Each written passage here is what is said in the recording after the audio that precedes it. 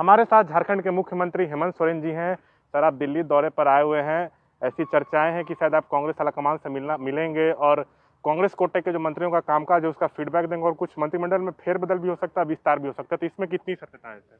पता नहीं, ये मुझे नहीं पता कहाँ से बात आ रही है, नहीं आ रही है। ये आप लोग बताएं कहाँ से आ रही है बात है कि उसका क्या समाधान है। मुझे लगता है इसकी भी जानकारी आप लोग जुटा रहे होंगे, लेकिन हमारे पास ऐसी किसी तरह की कोई न खबर आई है, ना ऐसी कोई चर्चा हमारे साथ। एक मंत्री पद खाली है, तो सर उसमें मंत्री कौन बनेगा, कांग्रेस कोटे से या जेएमएम कोटे वो से? आज से खाली नहीं है।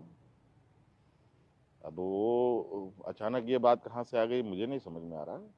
इसकी तो कोई चर्चा है ही नहीं। सर, उधर जब आप मुख्यमंत्री बने तो आपने कहा था कि जो पहले की सरकार है वो खजाना खाली करके गई है। उसके बाद से झारखंड सरकार की तरफ से ये भी आरोप लगा कि केंद्र सरकार झारखंड के हक का पैसा लेकर रखी है, देती नहीं है। तो पैसा सर जो बकाया था क्या वो मिला, और झारखंड की आर्थिक स्थिति और अच्छी हो उसके लिए आप क्या कदम उठा रहे हैं जिसमें केंद्र पर निर्भर होने देखिए, की ये जरूरत ना पड़े? केंद्र और राज्य के झगड़े के विषय में जो बातें आप कर रहे हैं, अभी ये बातें और ना इस बातों को, समस्या को समाधान करने या उसके लिए कोई बातचीत करने के का ये दौरा मेरा नहीं है। वो एक ऑफिशियली और सरकार के बीच की बातें हैं और इस विषय पर समय समय पर आप लोगों को बताया गया है। और जब अगला कड़ी अगर इसमें कोई डेवलपमेंट होगा उसकी जानकारी हम आप लोग को जरूर दें। मानसून सत्र शुरू होने वाला है, अब तक नेता प्रतिपक्ष का दर्जा बाबूलाल मरांडी को नहीं मिला, तो क्या सदन बिना नेता प्रतिपक्ष के चलेगा? इसमें हमारी कोई जिम्मेवारी तो नहीं है। ये तो विपक्ष के साथियों की जिम्मेवारी है कि वो क्या करना चाहते हैं। अगर वो चाहें तो बोलिए, तो हम ही लोग नेता प्रतिपक्ष दे दें क्या? तो अगर वो उनको, ये नेता प्रतिपक्ष का विषय सरकार का नहीं है, वो हमारे विपक्ष के सहयोगियों का विषय है। ये ज़्यादा बेहतर जवाब वो वही दे सकता है। कोविड की जो दूसरी लहर आई उस पर आपने अच्छा से फाइट किया, झारखंड सरकार ने, मामले भी बहुत तेजी से कम हो गए। आशंका जताई जा रही है कि अक्टूबर नवंबर में देश में थर्ड लहर कोरोना का आ सकता है, तो उसके लिए कितने तैयार हैं आप लोग सर?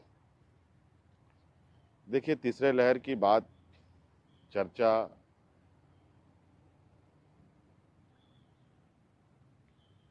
सुनाई दे रही है, लेकिन कैसा होगा नहीं होगा ये तो बहुत विस्तृत रूप में मुझे लगता है केंद्र के लोग ही बता पाएंगे, क्योंकि इस विषय को उनको विशेष रूप से ध्यान रखना होगा, क्योंकि साइंटिस्ट उनके अंतर्गत आते हैं।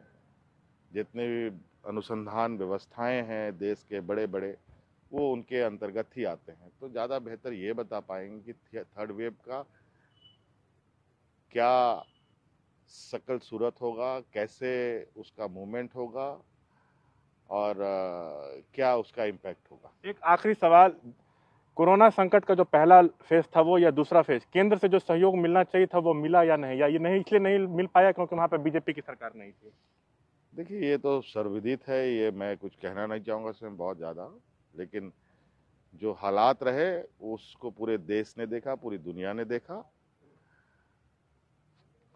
और आज सूचना तंत्र बहुत, उसका दायरा बड़ा है, तो सब लोगों को मालूम है हकीकत क्या रहा है ना? तो ये थे हमारे साथ कई अहम मुद्दों पर अपनी राय रखते हुए झारखंड के मुख्यमंत्री हेमंत सोरेन जी। दिल्ली से ईटीवी भारत झारखंड के लिए मैं शशांक कुमार।